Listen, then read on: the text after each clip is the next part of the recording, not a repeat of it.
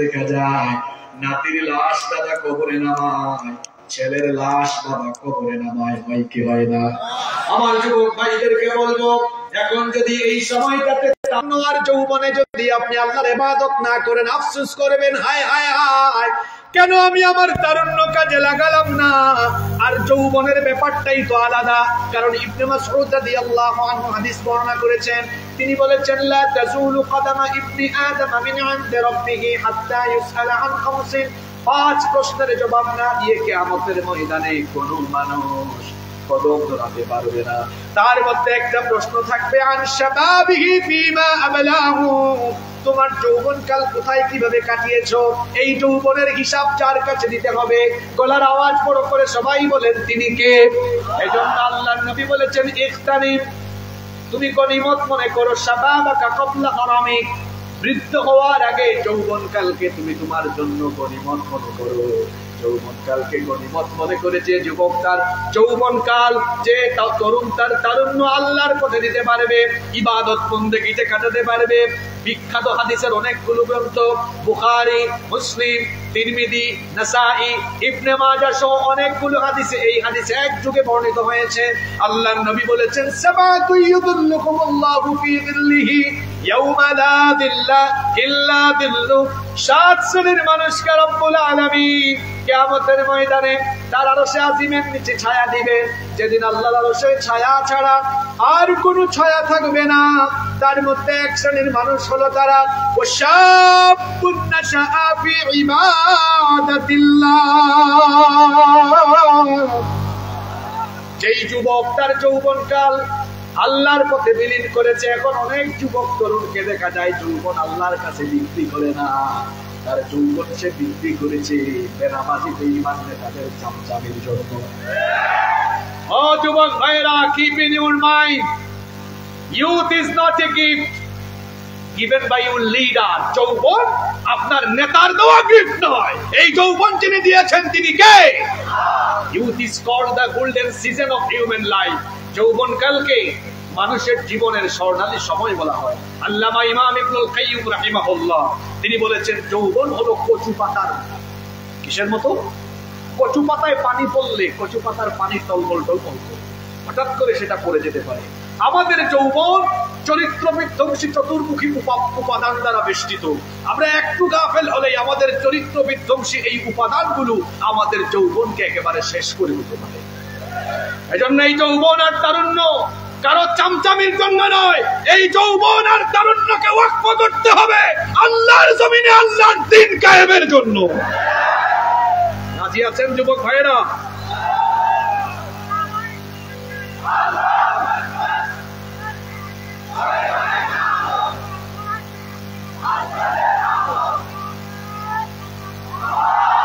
এখানে হালকা সংশোধন দেই, আমি কথা বলি বেশি দিন না, মাত্র 8-9 বছর, কিন্তু গত 6 বছর ধরে এই কথা যে জায়গায় যাই সেখানে আল কোরআনের আলো।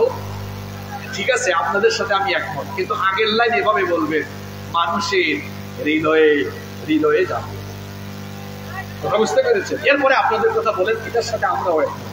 বলবেন হুজুর এটা কেন বললেন হৃদয়ে হৃদয়ে? হ্যাঁ, আল্লাহর নবীর সিরত পড়বেন, আল্লাহর নবী দেখবেন প্রথমে মানুষকে কোরআনের আলোয় আলোকিত করেছে, হৃদয়ে কোরআন ঢুকিয়েছেন। আমরা যদি 56,000 বর্গ মাইলে বসবাস করা প্রতিটি মানুষের হৃদয়ের ভেতরে কোরআনের সৌন্দর্য উপস্থাপন করে হৃদয়ে দিয়ে কোরআনের সৌন্দর্য উপলব্ধি করাতে পারি, জুলাইয়ে যে বিপ্লব হয়েছে সেই বিপ্লবের মতো আরেকটি বিপ্লব বাংলাদেশে হবে যদি প্রত্যেকটি মানুষের অন্তরে কোরআনের সৌন্দর্য ঢুকিয়ে দেওয়া যায়।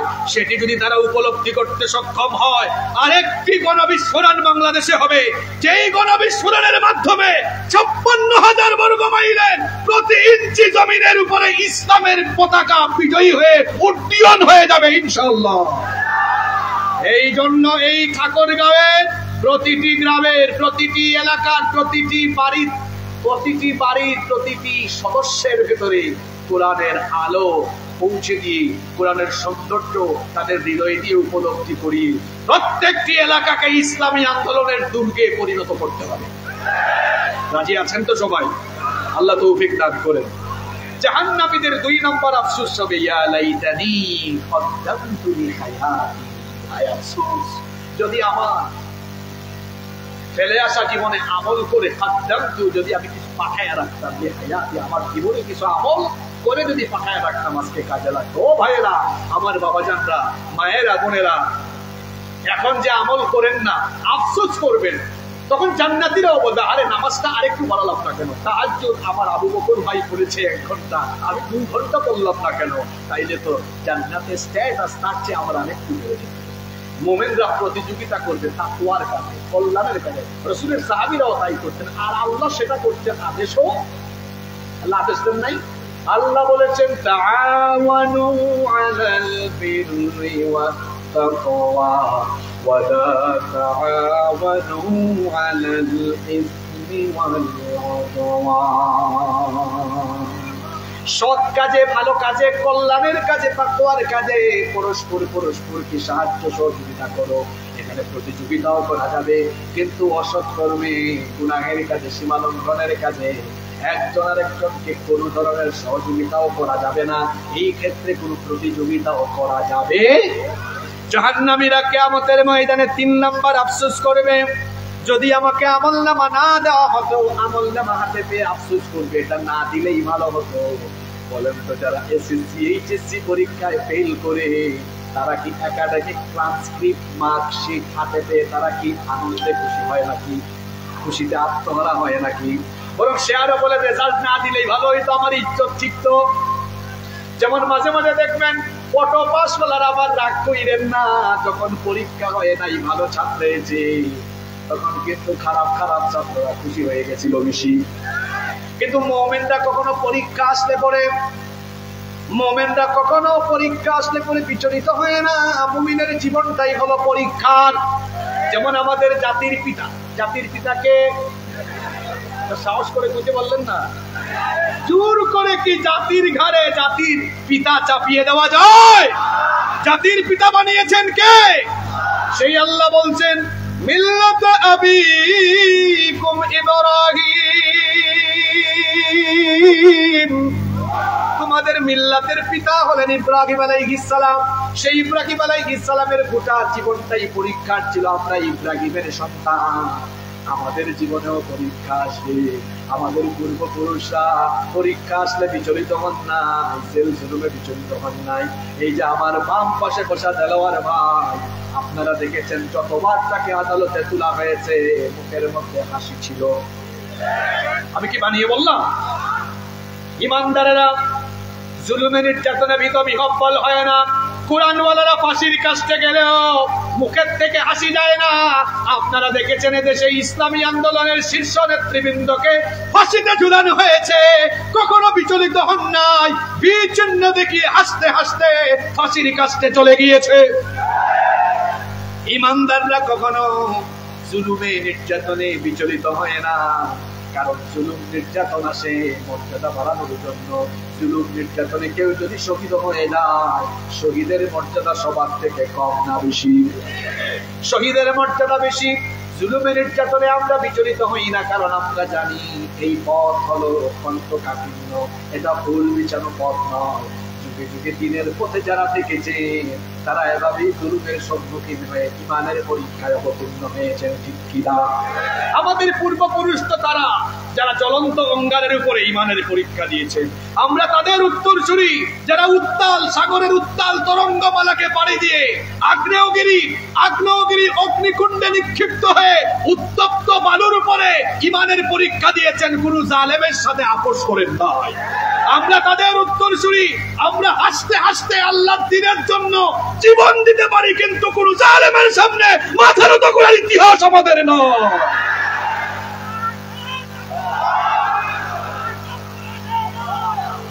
আমাদেরকে মরণের ভয় দেখায় লাভ নাই, কারণ আমার জাতীয় কবি বলেছেন, উহারা চাহুক দাসের জীবন, আমরা শহীদি দরজা চাই।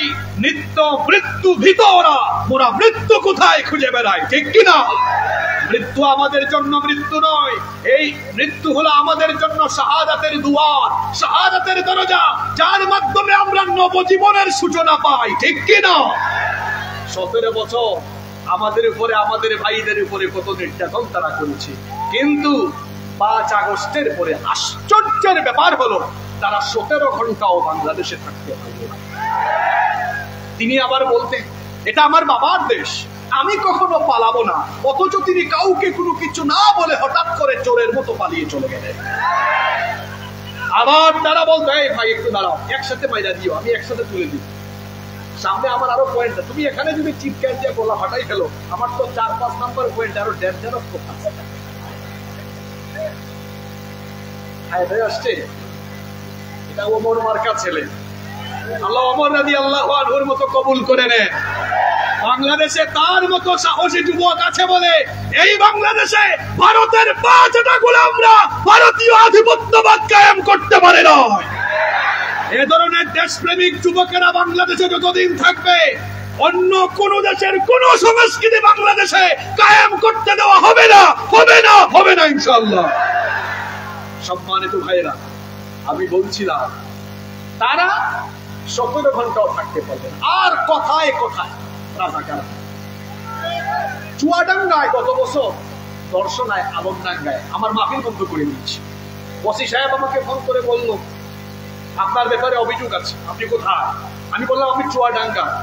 তাহলে এত বড় সাহস, মাহফিল বন্ধ করে দিয়েছি, এখনো আছেন। বললাম কোন অপরাধে বন্ধ করে দিলেন? ভাই আপনার নামে অভিযোগ আছে, আপনি জঙ্গি, আপনি রাজাকার।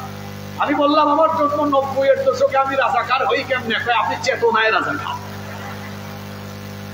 ওই যে একটা চেতনার ব্যবসা বাংলাদেশে ছিল, স্বাধীনতার চেতনা, অথচ যারা স্বাধীনতার চেতনার কথা বলেছে তারা বাংলাদেশের স্বাধীনতা সার্বভৌমত্বকে ভারতের হাতে তুলে দিয়েছে। কথায় কথায় বলে পাকিস্তানি রাজাকার, অথচ টুপিওয়ালা দাড়িওয়ালা ইসলামপন্থীদের পাসপোর্ট চেক করে দেখেন, আমাদের পাসপোর্টে পাকিস্তানি ইমিগ্রেশনের কোনো সিল নাই। এবার ওদের পাসপোর্ট চেক করে আমাদেরকে যারা পাকিস্তানি রাজাকার বলে, ওরা কিন্তু ভারতীয় রাজাকার, কারণ ওদের পাসপোর্টে ভারতের সিল আছে। আমাদেরকে যারা পাকিস্তানি রাজাকার বলে, পাকিস্তানে আমাদের যাতায়াত নাই, কিন্তু তাদের যাতায়াত ভারতে আছে বলে, সুতরাং আমরা তাদেরকে ভারতীয় রাজাকার বললে সেটা অধিকতর যুক্তিসঙ্গত হবে। কষ্ট হচ্ছে আপনাদের? এই এলাকায় কি আগে মাহফিল হইতো নাকি বাধা টাধা হইতো? নাম্বার 3 নাম্বার বলছিলাম, আমল নামা পেয়ে জাহান্নামীরা কি করবে? আফসোস করবে। কি করবে? আর জাহান্নামীরা আমল নামা পাবে পেছন থেকে বাম হাতে। পেছন থেকে বাম হাতে আমল নামা পেয়ে তারা কিরকম আফসোস করবে? কোরআনে কারীমের 69 নম্বর সূরা সূরাতুল হাক্কা 25 নম্বর আয়াত থেকে রব্বুল আলামিন বলছেন, وَأَمَّا مَنْ أُوتِيَ كِتَابَهُ بِشِمَالِهِ فَيَقُولُ يَا لَيْتَنِي لَمْ أُوتَ كِتَابِيَهْ وَلَمْ يَا لَيْتَهَا كَانَتِ الْقَاضِيَةَ مَا أَغْنَىٰ عَنِّي مالية هلك عني سلطانية। আল্লাহ তাআলা বলছেন, আর যাদেরকে পেছন থেকে আমলনামা বাম হাতে দেওয়া হবে, আমলনামা হাতে পেয়ে তারা বলবে, ইয়া লাইতানি, হায় আফসোস, লাম উতা কিতাবিয়া, আর যদি আমার হাতে আমলনামা না দেওয়া হতো আমার জন্য ভালো হতো। ওয়ালাম আদরি মা হিসাবিয়া, যদি আমার হিসাব না নেওয়া হতো। ইয়া লাইতাহা কানাতিল কাদিয়া, হায় আফসোস, দুনিয়ার মরণটাই যদি শেষ হতো, এখন যদি আমাকে পুনরায় জীবিত করা না হতো। এরকম করে তারা আফসোস করবে, সম্পদের জন্য আফসোস করবে। মা আগনা আন্নি মালিয়া, অবৈধ উপায়ে তো ধন সম্পদ উপার্জন করলাম, কোন সম্পদ কোন কাজে লাগলো না। হালাকা আন্নি সুলতানিয়া, যত ক্ষমতা ছিল, যত আধিপত্য ছিল, প্রভাব প্রতিপত্তি ছিল, সব আছে, আমার কোন ক্ষমতা কোনো কাজে রাখলো না। আফসোস করবে যদি আমলনামা হাতে না দেওয়া হতো। কেন? কারণ আমলনামা হাতে পেয়ে তারা ভীত হবে। আল্লাহ তাআলা কোরআনে কারীমের 18 নম্বর সূরা কাহাফের 49 নম্বর আয়াতে বলছেন, ওয়াবুদিআল কিতাবু ফাতারাল মুজরিমিনা মুশফিকিনা মিম্মা ফীহি ওয়া ইয়াকুলুনা ইয়া ওয়াইলাতানা মা লিহাদাল কিতাব লা ইউগাদিরু সগীরাতান ওয়ালা কাবীরাতান ইল্লা আহসাহা, আমলনামা রাখা হবে। ওয়াউদিআল কিতাব, আমলনামা রাখা হবে। ফাতারাল মুজরিমিন, অতঃপর মুজরিমিনরা জাহান্নামীরা সেটা দেখবে। মুশফিকিনা মিম্মা ফি, এটা দেখে তারা ভীত বিহ্বল হবে। ওয়ায়াকুলুনা, আর তারা বলবে ইয়া ওয়াইলাতানা, হায় আফসোস, দুর্ভাগ্য আমার। মালি হাদাল কিতাব, এটা কেমন আমলনামা। লা ইউগাদিরু সগীরাতান ওয়ালা কাবীরাতান ইল্লা আহসাহা, জীবনের ছোট বড় কোনো আমল এখানে বাদ নাই। যা কিছু করেছে সব সেই আমলের খাতার ভেতরে আছে। আল্লাহ তাআলা বলছেন ওয়াজাদু মা আমিলু হাদিরা ওয়ালা ইয়াযলিমু রাব্বুকা আহাদা, যত আমল তারা করেছে সব তারা দেখতে পাবে। ওয়ালা ইয়াযলিমু রাব্বুকা আহাদা, তোমার রব কারো উপরে জুলুম করবেন না। জুলুম করা আল্লাহর স্বভাব নয়, বরং জুলুম করা হলো ফেরাউনার নমরুদ মার্কা মানুষের স্বভাব। এজন্য আল্লাহর নবী বলেছেন ইত্তাকুল ফাইন্নাল যুলমা যুলুমাতুন ইয়াউমাল কিয়ামাহ, জুলুম থেকে নিজেকে সেফ রাখো, বিরত রাখো, কারণ জুলুমের পরিণতি হবে ভয়ানক অন্ধকার।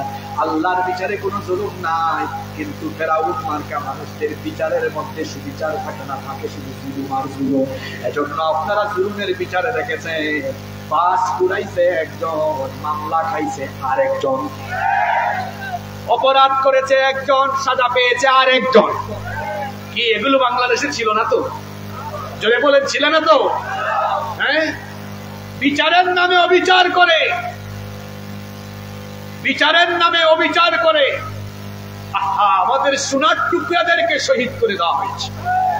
যুদ্ধাপরাধ, মানবতা বিরোধী মিথ্যা নাটক মঞ্চস্থ করে কুরআনের পাখি, গোটা বিশ্বের মুসলিম উম্মার সম্পদ শহীদ আল্লামা দেলাওয়ার হোসেন সাঈদী রাহিমাহুল্লাহকে তারা ফাঁসি দিতে চেয়েছিল, কিন্তু ফাঁসি দিতে না পেরে অন্যায়ভাবে তাকে কারান্তরিত রেখে চিকিৎসার নামে তারা তাকে নির্মমভাবে হত্যা করেছে। আপনার বাপের বিচার যদি 50 বছর পরে বাংলাদেশে হয়, কুরআনের পাখি শহীদ আল্লামা দেলাওয়ার হোসেন সাঈদীর বিচার এদেশের 18 কোটি মুসলমান এদেশে করেই ছাড়বেই ছাড়বে।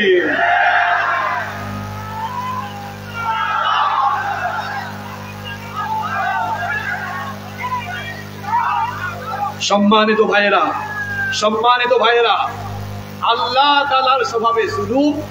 এজন্য আল্লাহ বলেছেন ওয়ালা ইয়াযলিমু রাব্বুকা আহাদা, তোমার রব কারো উপরে জুলুম করেন। 3 নম্বর আফসোসের কথা বললাম, তারা আমলনামা হাতে পেয়ে আফসোস।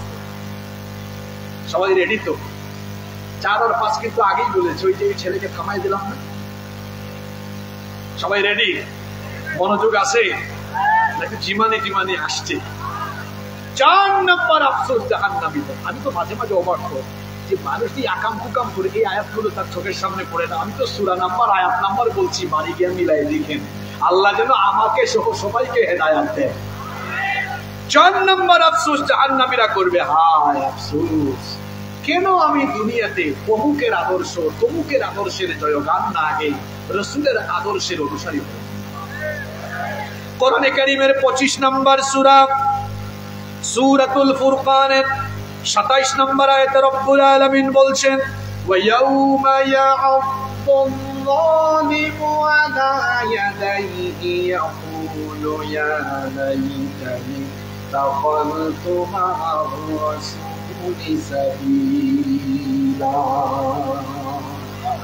সেই দিন দুষ্ট লোকেরা, সীমা লঙ্ঘনকারী পাপী জালেমেরা 2 হাত কামড়াবে, 2 হাত কামড়িয়ে কামড়িয়ে আফসোস করে বলবে, আমি কেন রাসূলের আদর্শের অনুসারী হলাম না। ইয়া লাইতানি, দুর্ভাগ্য আমার, আফসোস আমার।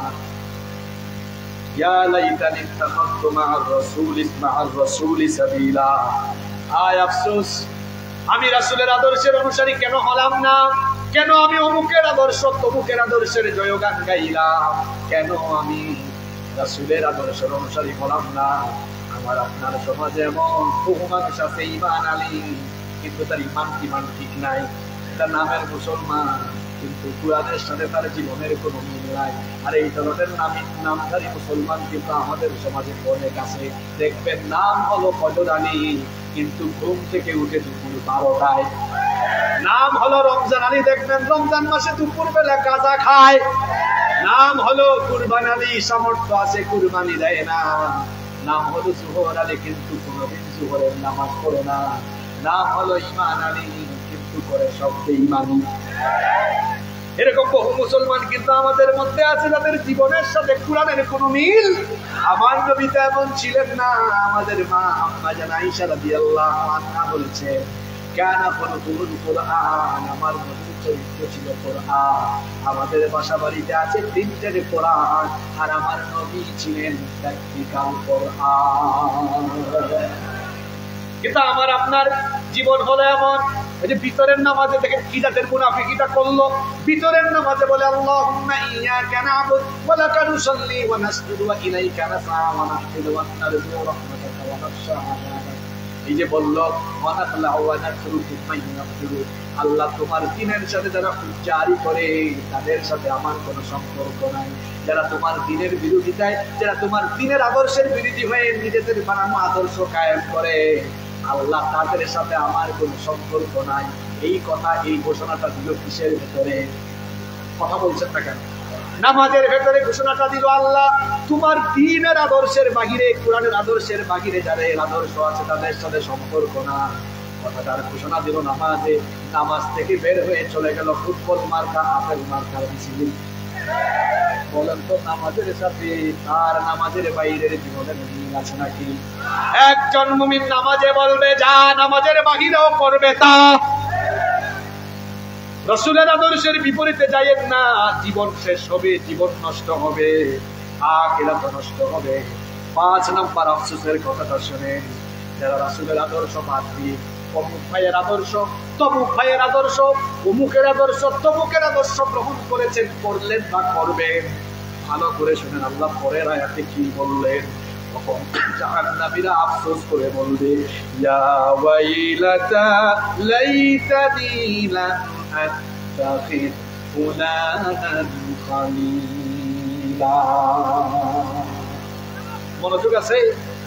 কি বলতেছে এখানে? ইয়া লাইতানি, হায় আফসোস, লাম আত্তাখিদ ফুলানান খালিলা, অমুককে যদি আমার বন্ধু না বানাতাম, অমুকের সাথে যদি না চলতাম, অমুককে যদি আমার সাথী না বানাতাম, আদর্শ না বানাতাম। এখন তো মিছিল করে না, হ্যাঁ আমার ভাইয়ের চরিত্র ফুলের মতো পবিত্র, নামাজ পড়ে না 1 ওয়াক্ত, সুযোগ পাইলে গাঁজা খায় 5 ওয়াক্ত, শয়তানের ভক্ত, জাহান্নামের তক্ত।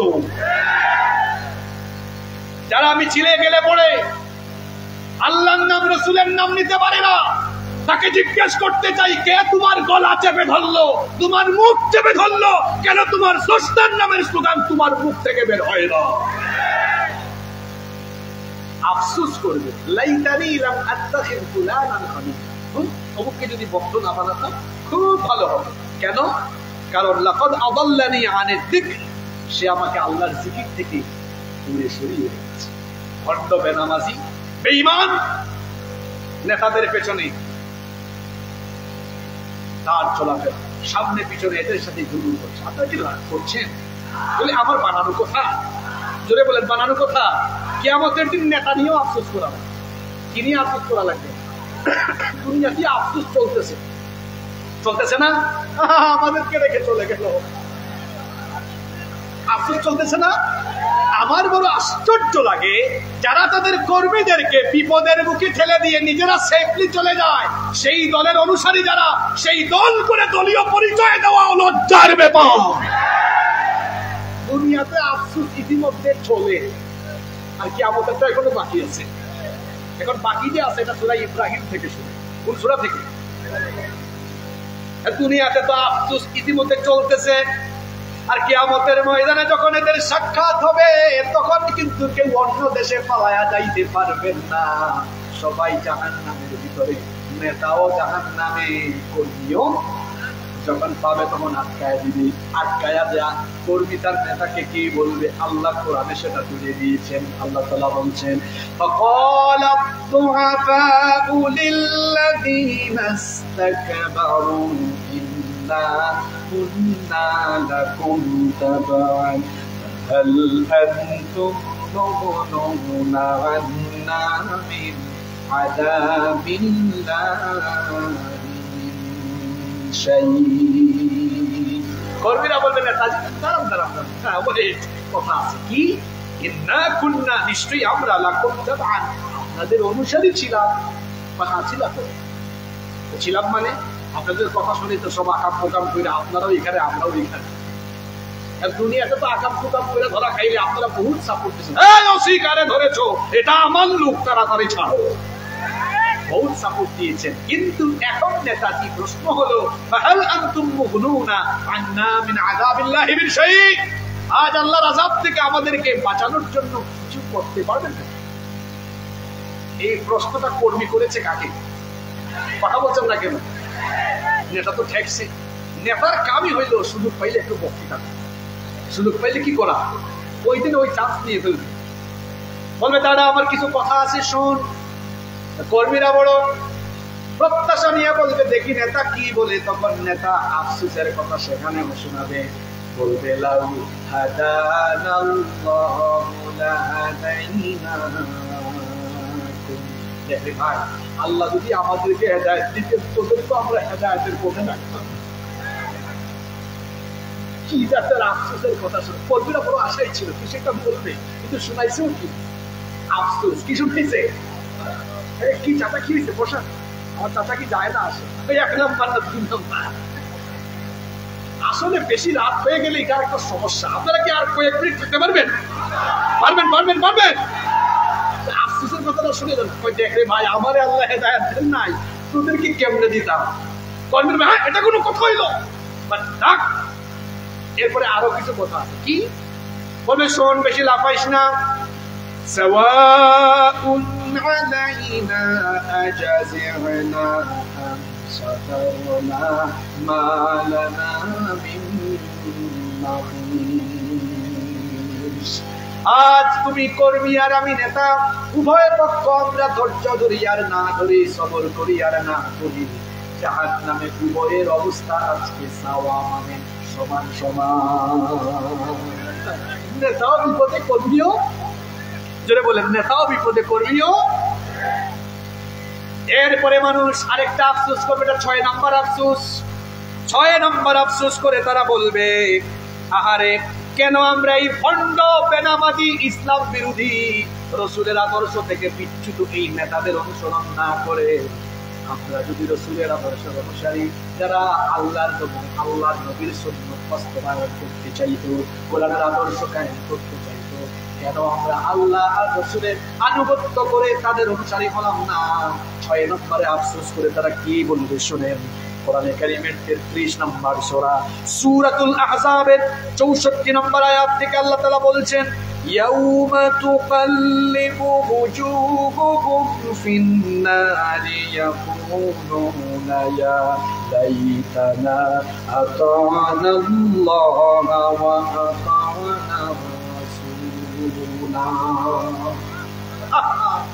এই কথাগুলো কেন বাবারা ভাইরা আপনাদের ব্রেইনে যায় না বলুন কেন আপনারা উল্টা পাল্টা পথে যাচ্ছেন কোথায় যাচ্ছেন ফিরে আসেন সব উল্টা পথ থেকে ফিরে আসুন কোরআনের ছায়া তলে এসো কোরআনের ছায়া তলে সমবেত হই এসো কোরআনের ছায়া তলে সমবেত হই এসো আল্লাহ রাসূলের অনুগত হই এসো কোরআনের ছায়া তলে সমবেত হই এই কোরআনের ছায়া তলে এসে কত লোক প্রাণ দিল হেসে কোরআনের ছায়া তলে সোজা পথ যদি মেলে কোরআনের ছায়া তলে সোজা পথ যদি মেলে কেন সেই পথ ছেড়ে ভুল পথে রই কেন সেই পথ ছেড়ে ভুল পথে রই এসো কোরআনের ছায়া তলে সমবেত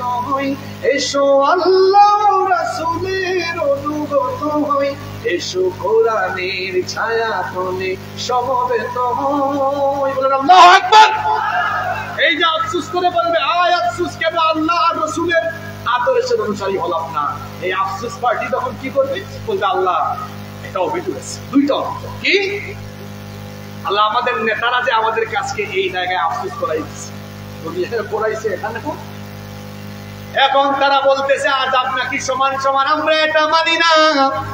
আল্লাহ বলবেন তো তোমরা কি মানো, কোনটা মানো? তারা বলবে আল্লাহ আপনার কাছে আমাদের আবেদন হলো দুইটা, পুরুষ মানুষের মতো পুরুষোচিত কণ্ঠে বলেন কয়টা? আল্লাহ বলবেন বলো।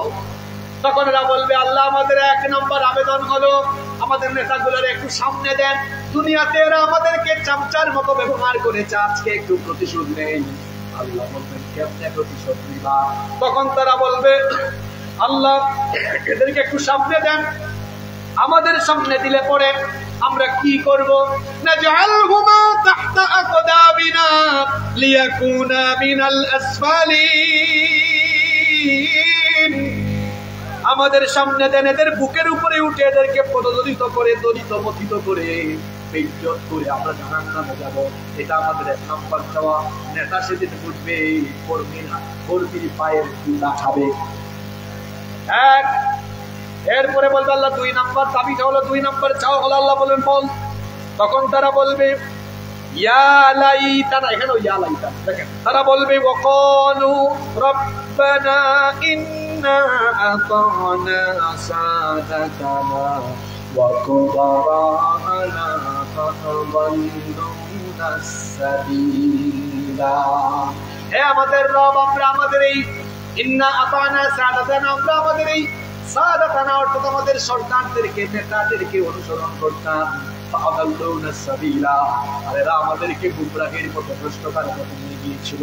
সুতরাং আপনার কাছে চাওয়া হলো, এরা বলতেছে আজকে আযাব নাকি সমান সমান হবে। আল্লাহ শুনেন, আমাদের চাওয়াটা হলো রব্বানা আতিহি দি'ফাইনি মিনাল আযাবি ওয়ালআনহুম লা'নাতান কাবীরা।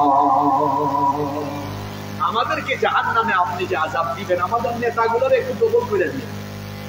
কি করে দিয়ে বলেন? আপনাদের হাসিয়েন না, হাসিয়েন না। ওই আখিরাতে, পরকালে, কিয়ামতে আফসোস করার আগে এই দুনিয়াতে বেনামাজি বেঈমান অনেক নেতা আছে, চেহারার দিকে তাকালে দেখতে চোরের মতো লাগে।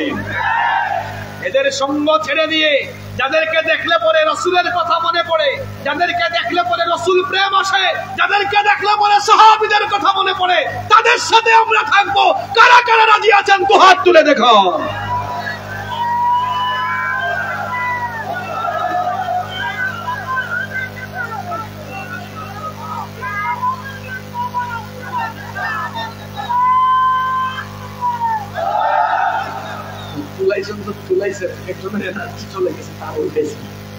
আরেকবার একটু সহযোগিতা করতে পারলেন আপনারা, আমি জানি ও বাবারা ভাইয়েরা 10 মিনিট থাকতে পারবেন না?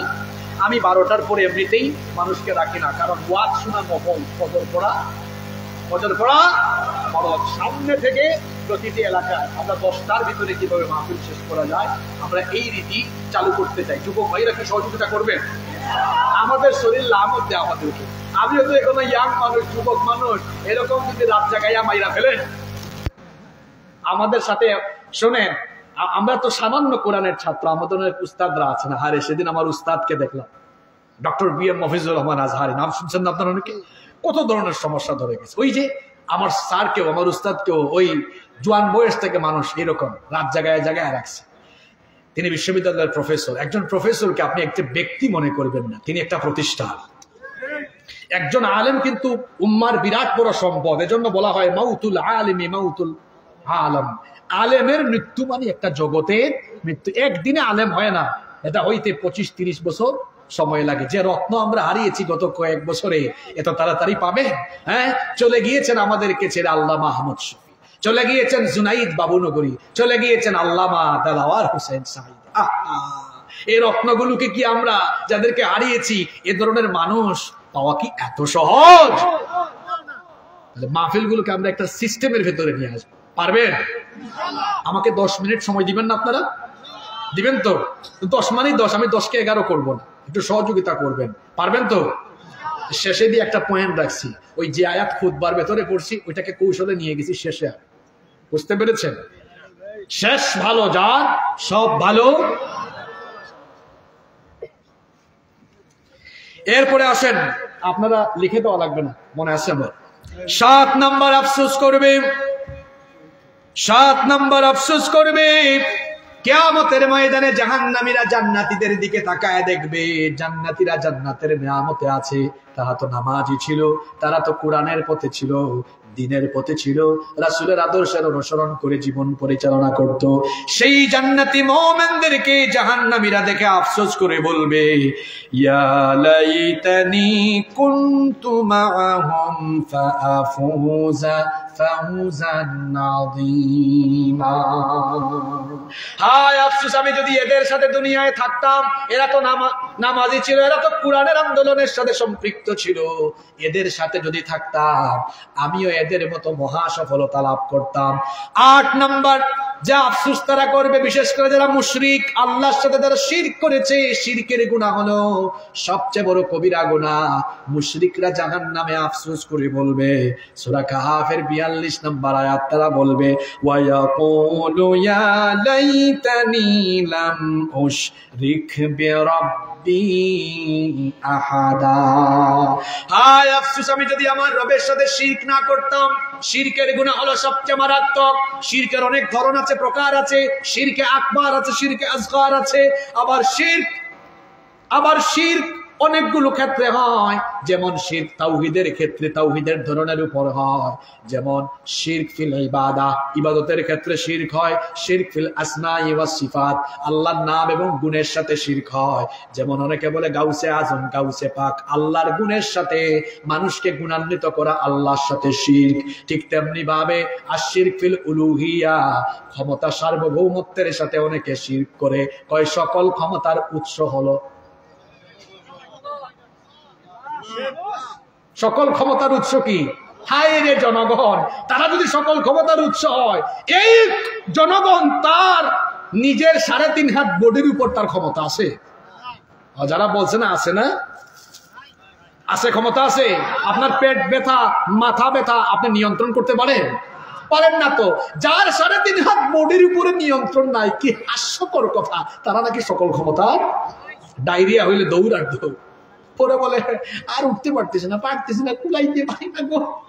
আছে না এরকম? সব ক্ষমতার মালিক কে? আন্নাল কুওয়াতা লিল্লাহি জামিআ তাবারাকাল্লাযী বিয়াদিহিল মুলক।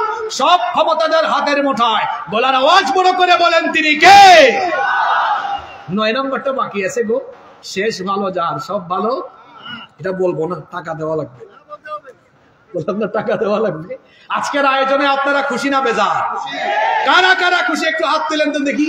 কেমন খুশি দেখি? এই ঈদগার উন্নয়ন হবে, উন্নয়নের জন্য আমরা 2 হাত বাড়ায় দিব, আর মাঝখানে একটু জিকির হবে, আমি একটু রেস্ট নিব, পরে 9 নম্বর পয়েন্ট বলে মুনাজাত করবো। হাতগুলা নামান, নামায়া পকেটে ঢুকান। খবরদার মানুষের পকেটে ঢুকাইন না, নিজের পকেটে ঢুকান। এই ভাইকে ধরেন তো, ওই 81 কালার শার্ট 20,000 টাকা নিবে, উঠলেই 20,000, উঠলে কত হাজার। যে ভুলবশত টাকা ফেলে আসছেন বা ছিনতাই হয়েছে, মাপ পাওয়া যাবে। ওই যে ধরেন সাদা পাঞ্জাবি 30,000। খবরদার কেউ উঠবেন না। আমাদের স্বেচ্ছাসেবক ভাইয়েরা ঢুকবেন চতুর্দিক থেকে, আপনারা তাদেরকে সহযোগিতা করবেন। কেউ উঠবেন? আমার আরো একটা পয়েন্ট বাকি আছে না? আমাকে কি আপনারা 2-3 মিনিট সময় দিবেন না? দিবেন দিবেন দিবেন।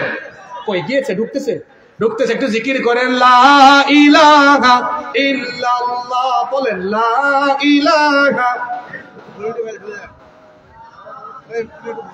খবরদার কেউ উঠবেন না জিকিরের ফাঁকে। গজল, এটা গজল মাহফিল নাকি? আমি তো ফাঁকে ফাঁকে বলে দিলাম, হ্যাঁ ফাঁকে ফাঁকে বলে দিয়েছি না? আচ্ছা আছে আছে, অপেক্ষা করে। টাকা দেওয়া লাগবে না, গেতাম নাই। তোরা সিলেটি মাতি নিলাম, আমার বাড়ি তো সিলেটে, জানেননি আপনারা? হ্যাঁ টাকা দেওয়া, আমরা টাকাকে বলি টেকা। আমাদের দেলোয়ার ভাই জানেন, তিনি তো কেন্দ্রীয় সভাপতি ছিলেন, সব অঞ্চল সফর হয়েছে।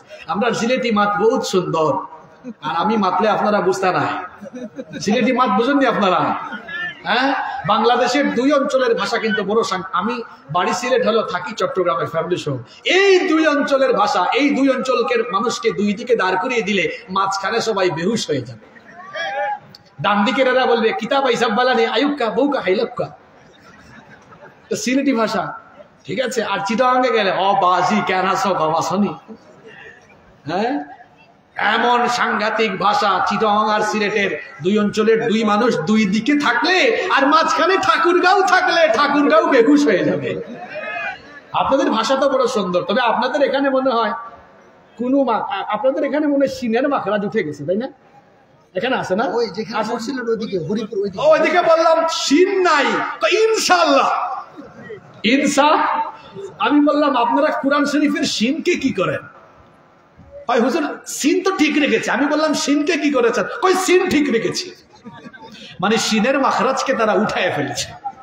খুব সুন্দর ভাষা আপনাদের, আল্লাহ সবাইকে কবুল করেন, বলেন আমিন। একটু জিকির করি আমরা, 30 সেকেন্ড শেষ হয়ে যাবে। লা ইলাহা ইল্লাল্লাহ, লা ইলাহা ইল্লাল্লাহ, লা ইলাহা। দুনিয়া সুন্দর, মানুষ সুন্দর, আসমান সুন্দর, জমিন সুন্দর, সুন্দরে সুন্দরে পাল্লা। জানি না কত সুন্দর তুমি আল্লাহ, জানি না কত সুন্দর তুমি আল্লাহ। লা ইলাহা ইল্লাল্লাহ, লা ইলাহা ইল্লাল্লাহু মুহাম্মাদুর রাসূলুল্লাহ সাল্লাল্লাহু। এই তো শেষ হয়ে গেছে। এবার আসেন, আমাকে সহযোগিতা করবেন সবাই। এই যে 9টা আফসোস, এটা চলতেছে কোথায়? দুনিয়ায় নাকি কিয়ামতে? জোরে বলেন তো, কোথায় কোথায় চলতেছে? 9 নম্বর শেষ আফসোসটা শুনেন। আফসোস করে করে তাদের আফসোসের শেষ নাই। 9 নম্বরে তারা আফসোস করে বলবে, হায় হায় হায়, 20, 30, 40, 50, 60, 70 বছরের জীবনকে তো বিফল করে আসলাম। এখন যদি আমাকে আবার দুনিয়ায় পাঠায় দেওয়া হতো। কোরআনে কারীমের 6 নম্বর সূরা সূরাতুল আনআমের 27 নম্বর আয়াতে আল্লাহ তাআলা বলছেন, ওয়ালাউ তারা ইয ফুকিফু আলান নারি ফাকালু ইয়া লাইতানা নুরাদ্দু ওয়া লা নুকাল্লিবা বিআয়াতি রাব্বিনা ওয়া নাকুনা মিনাল মুমিনিন। আমি কি মোনাজাত দিব না 2 মিনিট বলবো? 2 মিনিট বলবো তো? 9 নম্বর আফসোস করবে। আল্লাহ তাআলা বলছেন, আপনি যদি তাদেরকে দেখতেন জাহান্নামের উপরে তারা তখন দণ্ডায়মান থাকবে, জাহান্নামের আগুনের উপরে যখন তারা থাকবে, তারা বলবে ইয়া লাইতানা, হায় আফসোস, নুরাদ্দু, যদি আমাদেরকে আবার ফিরিয়ে দেওয়া হতো, দুনিয়ায় পাঠানো হতো। জাহান্নামীরা জাহান্নামে আযাব ভোগ করতে করতে বলবে, রব্বানা আখরিজনা, আল্লাহ আমাদেরকে এখান থেকে বের করো না, আমাল সালিহা, আবার যদি দুনিয়ায় যাই আমরা বেশি বেশি নেক আমল করব। আল্লাহ বলবেন, আওয়ালাম নুআম্মিরকুম, তোরে কি হায়াত দেওয়া হয় নাই? তোকে তো হায়াত দিয়েছিলাম, তোর সেই হায়াত কি করলি? 1985 থেকে 2000 সাল থেকে 2006 থেকে 2010 থেকে 2030 পর্যন্ত, 40 পর্যন্ত, 60 পর্যন্ত, এই যে এত লম্বা হায়াত পাইলি, এই হায়াত তুই কি করলি? সুযোগ তো দিয়েছিলাম, কেন কাজে লাগালি না? কেন আমার হুকুম মানলি না? আমার রাসূলের সুন্নতের তরিকা অনুসরণ করলি না? আমার রাসূলের সঙ্গে নাফরমানি করার কারণে খালিদিনা ফিহা আবাদা, এটার ভেতরে ঢুক, এটার আযাবের মজা বুঝ। আর জাহান্নামীরা আযাব পেতে পেতে বলবে, আল্লাহ মেরে ফেলো, মেরে ফেলো, আর আযাব দিও না। আল্লাহ বলবেন, না, এত সহজ নয়, এটা হলো এমন জায়গা, সুম্মা লা ইয়ামুতু ফিহা ওয়া লা ইয়াহইয়া, তোরে মারবো না, আবার ভালোভাবে সুস্থভাবে বাঁচায়ও রাখবো না, জীবন মরণের মাঝখানে তোরে এক কঠিন অবস্থায় ফেলে রাখবো। আল্লাহু আকবার। ওই কঠিন অবস্থার সম্মুখীন হওয়ার আগে এই জীবনে গোটা জীবন ভর গোলামি করতে হবে যার। গলার আওয়াজ বড় করে বলেন, তিনি কে? আমরা গোলাম হব কার? আমরা অনুসরণ করব কাকে? কাকে?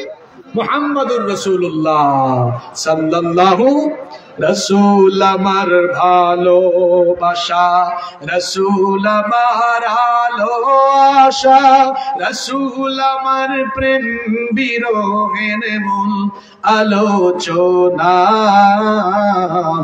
রাসূল আমার কাজে কর্মে অনুপ্রেরণা।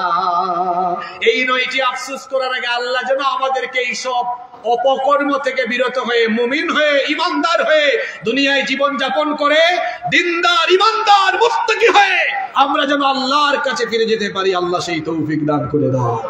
মাহফিল কমিটির সভাপতি সাহেবের বক্তব্য থাকলে শুনবো, না থাকলে অনুমতি পেলে মুনাজাতে চলে যাবে। অনুমতি পেয়ে গিয়েছে, আল্লাহুম্মা আমিন। আলহামদুলিল্লাহ রাব্বিল আলামিন ওয়াসসালাতু ওয়াসসালামু আলা আশরাফিল আমবিয়া ওয়াল মুরসালিন। ربنا ظلمنا أنفسنا وإن لم تغفر لنا وترحمنا لنكونن من الخاسرين. ربنا لا تزغ قلوبنا بعد إذ هديتنا وهب لنا من لدنك رحمة إنك أنت الوهاب. ربنا اغفر لنا ولإخواننا الذين سبقونا بالإيمان ولا تجعل في قلوبنا غلا للذين آمنوا ربنا إنك رؤوف رحيم. ربنا آتنا من لدنك رحمة وهيئ لنا من أمرنا رشدا.